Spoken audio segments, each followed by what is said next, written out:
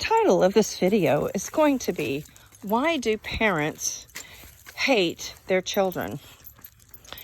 And anybody who brings a child into existence is surely hateful, is surely inconsiderate, is surely thoughtless and cruel.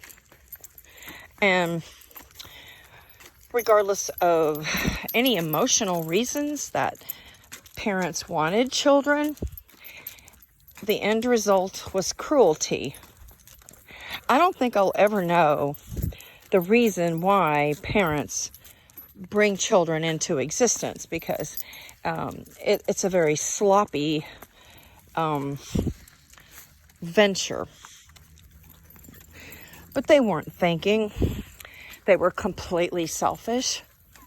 And because death is the end result for each and every child, each and every baby born, the end result is going to be death. So that nullifies any value that existence has. Because no matter what becomes of us in life, no matter how successful we are, no matter how intelligent or beautiful or how many degrees we have or how much money we have in the bank or how much activism that we have done in our lifetimes, it's pretty much null and void, because the end result for everybody is death. And people don't care about an individual once they've gone. Maybe for a few years, maybe even for, half a generation. But people nowadays, people who are teenagers now, they barely have heard of Elvis Presley, Frank Sinatra, or even Michael Jackson. They're all just in the past, no matter how great they were, no matter how much of a king Elvis Presley was. So I don't know why parents hate their children, because it is simply hate that brings another being into existence.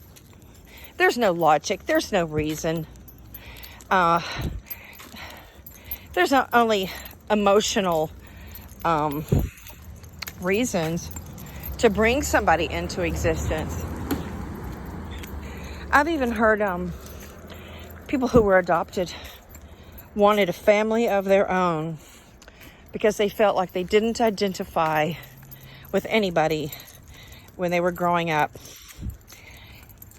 Well, that's a really piss poor reason to bring someone into existence, because your kid could grow up killing itself or hating you. Or your child could grow up with a major disability, or, they could have a strong degree of autism or ADHD and be required to spend time in a group home. Or they may have such a bad fits of epilepsy that they are on lifelong medications and they can never drive. Or they may be on an insulin pump, and eventually get kidney failure, or, have to get their legs cut off. So, even the very best of parents, creating the very best of children, have children who are going to bleed, sweat, and cry. And so everybody sheds blood, sweat, and tears. So, therefore, every parent is guilty of hate. And society is all about, creating love and creating a civilization of anti-hate. In fact, we have, because of the Jewish synagogue shooting in Pittsburgh, we have a sign somewhere. It says, Pittsburgh is not a city of hate, or our city is, against hate, something like that. But the very foundation of each and every one of us is our parents' hate. Our parents didn't have us for our purposes. They didn't have us for our good, for our sake. They had us for their own selfish reasons. And most of those reasons were emotionally based. And most of that was based on a romanticization of natalism, parenthood, children, babies, pregnancy, etc. So our entire culture romanticizes parenthood and youth and natalism. And that's very wrong. That's deception. That's cruelty. That's a big lie. Ask any therapist, school counselor, psychologist, or psychiatrist how many family issues they deal with, because it's 100% of what they deal with.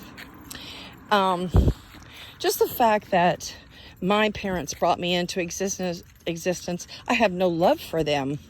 I have no bonds with them. They can never undo the damage that they have caused. And I actually consider myself an empath and a very kind and loving person, a very fair person. But I do not consider parenting of a biological child and having biological children anything less than hate.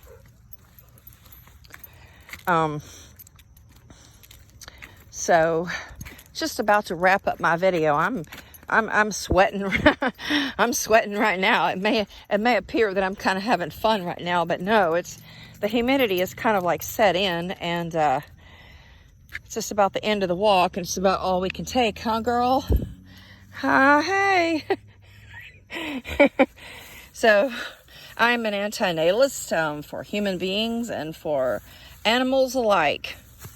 She's a little hot herself, and she's panting. Show everybody your pretty face.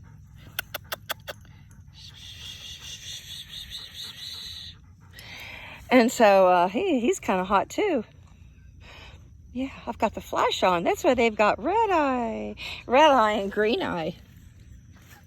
So yeah, I'm sweating and they're panting. So my dogs are adopted, by the way. I did not bring them into existence. I kind of salvaged their lives. Nevertheless, I do feel that everybody who lives another day is suffering another day.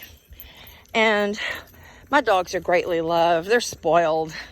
But the fact that they're out here panting, and the fact that they probably could be getting mosquito bit, they could step on a rock. There's just a number of things that can happen while we're on this trot. But why do parents hate their children? I'll never know the answer to that. And, frankly, I don't know the reason why I was brought into existence, except for my parents' wants. And my dad particularly wanted sex. I do know that. And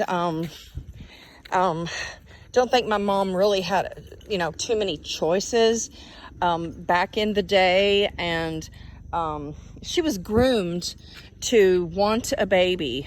So when you combine a male who wants, unprotected, bareback sex frequently, and when you have a woman who really can't prevent, that semen from doing its job. And abortion was really kind of not popular back in the 60s. And also with her inclination to want to bring life into the world and raise a baby. And, she was groomed for all of that. So sex plus the desire to have a baby It's a pretty deadly combination. And nobody was thinking. Nobody was thinking when I was brought into existence. It just happened. And my dad later told me that I was an accident. I think most of us are accidents. In fact, about 60% of pregnancies were unexpected. Yeah, my parents were young. My mom was about 21 when she had me, and my dad was about 23. I mean, and then that's just a recipe for disaster. I mean, that's just a recipe for naivety and immaturity. People who are immature and naive should never be having children. Nobody should be having children because, frankly, everybody is naive and immature when it comes to having children, raising families, making babies. Nobody knows what's up ahead for that child. But it is simply hate. It is nothing less than hate.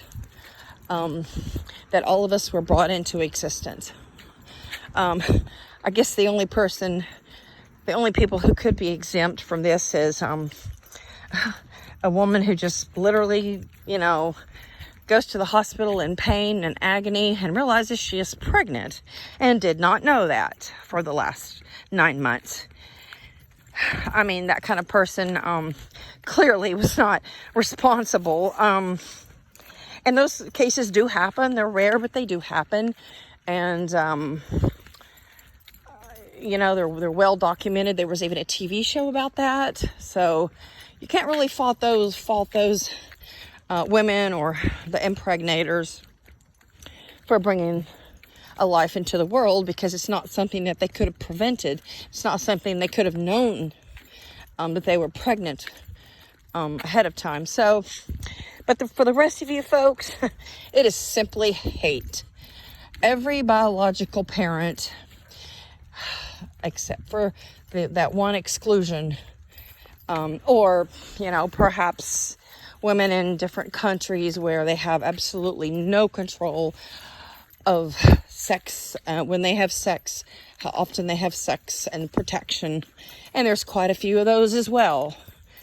But for the rest of you, it was simply hate. That you wanted to bring somebody into existence, and you did. I still have an unanswered question. Why do people hate their biological children? I'm hoping some parents see this video and give their replies below, because I'm prepared to debate my highly defensible philosophy. It is irrefutable, the philosophy of antinatalism. So that's it for the video. Please jot your replies down below and subscribe. And if you would like to donate, I can provide you with a link to donate to my efforts and to the cause.